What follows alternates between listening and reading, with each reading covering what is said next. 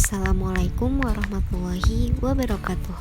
Perkenalkan, nama saya Caca Aita Skarayu dengan NIM 19329149. Pada kesempatan kali ini saya akan menjelaskan tentang Perang Saparua. Nah, sebelum lanjut ke inti atau permasalahan dari Perang Saparua ini, mending kita tahu dulu tentang tokoh-tokoh, tempat terjadinya, maupun latar belakang dari Perang Saparua ini. Nah, Perang Saparua ini terjadi di Ambon atau Maluku pada tahun 1817. Selanjutnya, tokoh-tokoh dari Perang Saparua ini seperti Kapitan Patimura atau Thomas Matulesi, serta Christina Martatiahahu dan juga Anthony Ribok.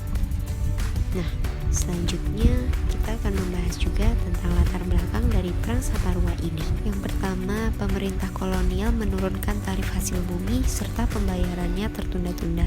Yang kedua, pemerintah kolonial memberlakukan kembali penyerahan wajib dan wajib kerja. Yang ketiga, pemerintah kolonial pada saat itu menggunakan uang kertas, sedangkan rakyat Maluku masih menggunakan uang logam. Dan yang terakhir, pemerintah kolonial memaksa atau menyuruh agar kaum muda Maluku mau menjadi atau ikut andil sebagai prajurit Belanda. Selanjutnya, proses perlawanan Perang Saparua ini ditimbulkan akibat masyarakat Maluku yang merasa diresahkan atau masyarakat Maluku yang merasa tertindas oleh pemerintah kolonial. Nah, selanjutnya masyarakat Maluku ini mengadukan kepada Van der Burg selaku pemimpin atau penguasa pada saat itu. Namun, hal yang sudah diadukan justru tidak menuai respon yang positif atau justru malah diabaikan, sehingga memicu perlawanan pada tanggal 16 Mei pada tahun 1817 dengan menyerang Benteng Dordrecht di Saparua. Pada awal Agustus 1817 yang awalnya Benteng Dordrecht sudah berada di tangan masyarakat Maluku, kini bisa diambil alih lagi oleh masyarakat Belanda atau kolonial Belanda. Dan politik ini atau perlawanan ini berlangsung secara bergerilya. Selanjutnya, perang ini diakhiri oleh menyerahnya Kapitan Patimura atau Thomas Matulesi dan kawan-kawan lainnya setelah diadili di Ambon. Nah, beberapa dari mereka pun juga dijatuhi hukuman mati. Mungkin itu saja penjelasan singkat mengenai Perang Saparua. Mohon maaf apabila ada kurang kata. Saya akhiri. Assalamualaikum warahmatullahi wabarakatuh. Assalamualaikum warahmatullahi wabarakatuh. Dengan mengucapkan Bismillahirrahmanirrahim, kami dari kelompok 1 akan menyampaikan materi diskusi kami, yaitu tentang perlawanan di berbagai daerah sebelum abad ke-20. Sebelum itu, kami dari kelompok 1 akan memperkenalkan diri. Saya sendiri, Resi Ernasari, NIM 19329041, mahasiswi jurusan Ilmu Agama Islam, Fakultas Ilmu Sosial, Universitas Negeri Padang. Baiklah, saya Resi Ernasari akan melanjutkan materi yang kedua, yaitu tentang Perang Paderi. Perang Paderi diawali oleh konflik antara kaum adat dengan kaum Paderi tentang pemurnian agama Islam, yang mana pada saat itu kaum adat masih melakukan hal-hal yang dilarang oleh agama seperti berjudi dan minum minuman keras. Kaum Paderi yang terdiri dari para ulama menasihati kaum adat tentang hal tersebut, tetapi kaum adat menolaknya sehingga terjadi perperangan pada tahun 1803 sampai 1821. Mengetahui hal tersebut, Belanda memanfaatkannya dan mengajak kaum adat untuk bersekutu bersama mereka untuk melawan kaum Paderi. Sehingga terjadi perperangan pada tahun 1821 sampai 1838. Salah satu petinggi dari kaum Paderi yaitu Tuanku Imam Bonjol mengajak kaum adat untuk bersama mereka melawan penjajahan Belanda. Sehingga terjadilah perperangan yang dimenangkan oleh kaum Belanda, di mana Belanda pada saat itu sangat kuat. Baiklah, perkenalkan nama saya Welada Sahmasari dengan NIM 19329057. Di sini saya akan menjelaskan tentang materi ketiga, yaitu adalah yang pertama Perang Diponegoro pada tahun 1825 sampai 1830. Pada pertengahan bulan Mei 1825, pemerintah Belanda yang awalnya memerintahkan pembangunan jalan dari Yogyakarta ke Magelang lewat Muntilan mengubah rencananya dan membelokkan jalan itu melewati Tegalrejo. Rupanya, di salah satu sektor, Belanda tepat melintasi makam dari leluhur Pangeran Diponegoro. Hal inilah yang membuat Pangeran Diponegoro tersinggung dan memutuskan untuk mengangkat senjata melawan Belanda. Namun, ia kemudian memerintahkan bawahannya untuk mencabut patok-patok tersebut bahkan yang sudah jatuh sekalipun. Karena kesal, Pangeran Diponegoro mengganti patok-patok tersebut dengan tombak. Belanda yang mempunyai alasan untuk menangkap Pangeran Diponegoro karena dinilai telah memberontak, pada 20 Juli 1825 mengepung kediaman beliau. Terdesak, Pangeran beserta keluarga dan pasukannya menyelamatkan diri dari menuju barat hingga desa Desko di Kabupaten Kulon Progo dan meneruskan ke arah selatan hingga tiba di Goa Selarong yang terletak 5 km arah barat dari kota Bantul. Sementara itu, Belanda yang tidak berhasil menangkap Pangeran Diponegoro membakar habis kediaman Pangeran. Pangeran Diponegoro kemudian menjadikan Goa Selarong sebuah goa yang terletak di dusun Kentolan Lor, Wosari, Pajangan, Bantul, sebuah goa yang terletak di dusun Kentolan Lor, Wosari, Pajangan, Bantul. Sebagai basisnya, Pangeran menempati goa sebelah barat yang disebut Goa Kakung, yang juga menjadi tempat pertapaan beliau. Sedangkan Raden Ayu Ratnaningsih, selir yang paling setia menemani Pangeran setelah dua istrinya wafat, dan pengiringnya menempati Goa Putri di sebelah timur. Setelah penyerangan itu, dimulailah sebuah perang besar yang akan berlangsung selama 5 tahun lamanya di bawah kepemimpinan Diponegoro.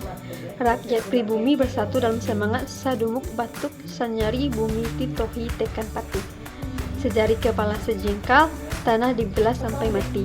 Selama perang, sebanyak 15 dari 19 pangeran bergabung dengan Diponegoro. Perjuangan Diponegoro dibantu Kiai Maja yang juga menjadi pemimpin spiritual pemberontakan.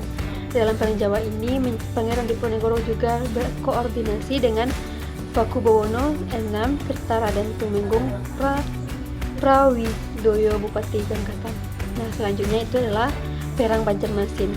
Persoalan pergantian tahta di Kerajaan Banjarmasin mendorong Belanda untuk mengadakan investasi dan melepaskan politik tak campur tangan. Wafatnya Sultan Tahmidillah II digantikan oleh Sultan Sulaiman 1824 sampai 1825 yang memerintah hanya 2 tahun, kemudian digantikan oleh Sultan Adam. Pada masa Kesultanan Banjar hanya tinggal Banjarmasin, Martapura, dan hulu sungai selebihnya telah dikuasai oleh Belanda. Pengangkatan ini rupanya menimbulkan masalah karena Ibu Tajmidillah adalah orang Cina. Sebagian masyarakat Muslim keberatan untuk menerimanya, tapi rupanya keberatan lain pada pengangkatan Tajmidillah adalah kesenangannya pada minuman keras dan bermabuk-mabukan. Rupanya kalangan umum lebih menyukai putra Abdul Rahman yang lain, yaitu Pangeran Hidayatullah. Di selain putra dari ibu bangsawan juga berperangai baik, tetapi Tajmidillah sudah didukung dan ditetapkan Belanda sebagai suksesoron.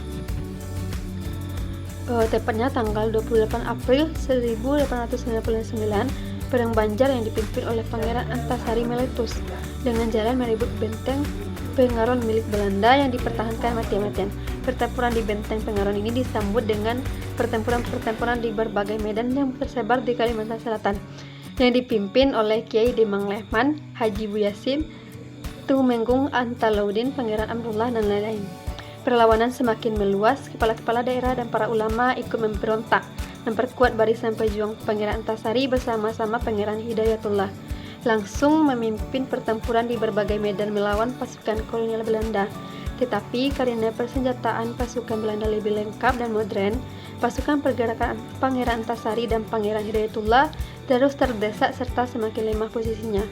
Setelah memimpin pertempuran selama hampir 3 tahun karena kondisi kesehatan, akhirnya Pangeran Hidayatullah menyerah pada tahun 1861 dan dibuang ke Cianjur, Jawa Barat. Baiklah, itulah penyampaian materi dari saya sampaikan dan kembalikan kepada moderator. Persoalan pergantian tahta di Kerajaan Banjarmasin mendorong Belanda untuk mengadakan investasi dan melepaskan politik tak campur tangan. Wafatnya Sultan Tahmidillah II digantikan oleh Sultan Sulaiman 1824 sampai 1825 yang memerintah hanya 2 tahun, kemudian digantikan oleh Sultan Adam. Pada masa Kesultanan Banjar hanya tinggal Banjarmasin, Martapura dan Hulu Sungai selebihnya telah dikuasai oleh Belanda. Pengangkatan ini rupanya menimbulkan masalah karena Ibu Tajmidillah adalah orang Cina. Sebagian masyarakat Muslim keberatan untuk menerimanya, tapi rupanya keberatan lain pada pengangkatan Tamjidillah adalah kesenangannya pada minuman keras dan bermabuk-mabukan. Rupanya kalangan umum lebih menyukai putra Abdul Rahman yang lain, yaitu Pangeran Hidayatullah. Di selain putra dari ibu bangsawan juga berperangai baik, tetapi Tamjidillah sudah didukung dan ditetapkan Belanda sebagai suksesor. Tepatnya tanggal 28 April 1859, Perang Banjar yang dipimpin oleh Pangeran Antasari meletus dengan jalan merebut benteng Pengaron milik Belanda yang dipertahankan mati-matian. Pertempuran di benteng Pengaron ini disambut dengan pertempuran-pertempuran di berbagai medan yang tersebar di Kalimantan Selatan yang dipimpin oleh Kiai Demang Lehman, Haji Buyasin, Tumenggung Antalaudin, Pangeran Abdullah, dan lain-lain. Perlawanan semakin meluas, kepala-kepala daerah dan para ulama ikut memberontak, memperkuat barisan pejuang Pangeran Antasari bersama-sama Pangeran Hidayatullah, langsung memimpin pertempuran di berbagai medan melawan pasukan kolonial Belanda.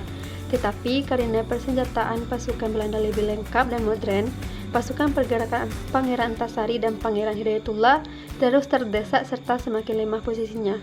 Setelah memimpin pertempuran selama hampir 3 tahun karena kondisi kesehatan, akhirnya Pangeran Hidayatullah menyerah pada tahun 1861 dan dibuang ke Cianjur, Jawa Barat.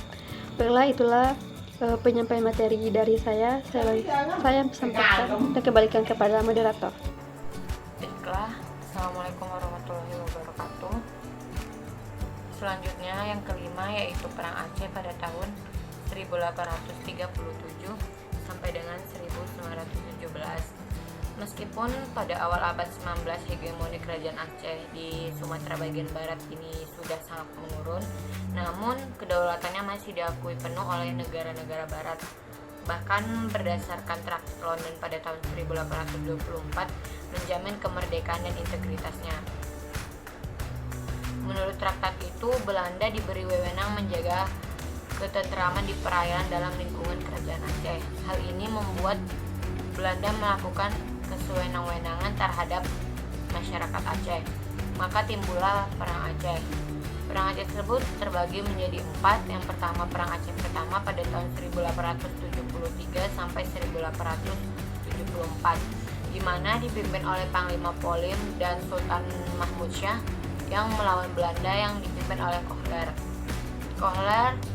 Kohler dengan 300 serdadunya dapat dipatahkan, di mana Kohler sendiri tewas pada tanggal 14 April 1873. 10 hari kemudian perang berkecamuk di mana-mana. Yang paling besar yaitu saat merebutkan kembali Masjid Raya Baitur Rahman, dibantu oleh beberapa kelompok serta beberapa ribu orang juga berdatangan dari beberapa wilayah lainnya. Perang Aceh yang kedua yaitu pada tahun 1874 sampai 1880, di mana pasukan Belanda yang dipimpin oleh Jenderal Jan van Swieten yang berhasil menduduki Keraton Sultan pada 26 Januari 1874 dan dijadikan sebagai pusat pertahanan Belanda. Pada 31 Januari 1874 tersebut, Jenderal van Swieten mengumumkan bahwa seluruh Aceh jadi bagian dari kerajaan Belanda. Dan ketika Sultan Mahmud Shah wafat pada 26 Januari 1874, digantikan oleh Tuan Muhammad Daud yang dinobatkan sebagai Sultan di Masjid Indrapuri. Perang pertama dan kedua ini adalah perang total dan frontal, di mana pemerintah masih berjalan mapan meskipun ibu kota berpindah-pindah ke Maula Dalam, Indrapuri dan tempat-tempat lainnya. Perang ketiga yaitu pada tahun 1881 sampai 1896, Perang ini dilanjutkan secara gerilya dan dikobarkan sebagai perang fisabilillah, di mana sistem perang gerilya ini dilangsungkan sampai tahun 1903. Dalam perang gerilya ini pasukan Aceh di bawah Tengku Umar bersama Panglima Polim dan Sultan. Dan pada tahun 1899 ketika terjadi serangan mendadak dari pihak Van der Dusen di Meulaboh, Tengku Umar gugur dan digantikan oleh istrinya yaitu Tut Nyadin yang tampil sebagai komando perang gerilya tersebut. Dan yang terakhir yaitu pada perang keempat pada tahun 1896 sampai 1910 adalah perang gerilya kelompok dan perorangan dengan perlawanan, penyerbuan, penghadangan, pembunuhan tanpa komando dari pusat pemerintahan kesultanan. Untuk mengalahkan pertahanan dan perlawanan Aceh tersebut, Belanda memakai tenaga ahli dari Dr. Christine Nog-Hurgerje yang menyamar selama 2 tahun di pedalaman Aceh untuk meneliti bagaimana masyarakat dan ketatanegaraan Aceh tersebut. Dan hasil kerjanya tersebut dijadikan buku yang berjudul Rakyat Aceh. Dalam buku itu dituliskan bagaimana strategi dalam penaklukan Aceh.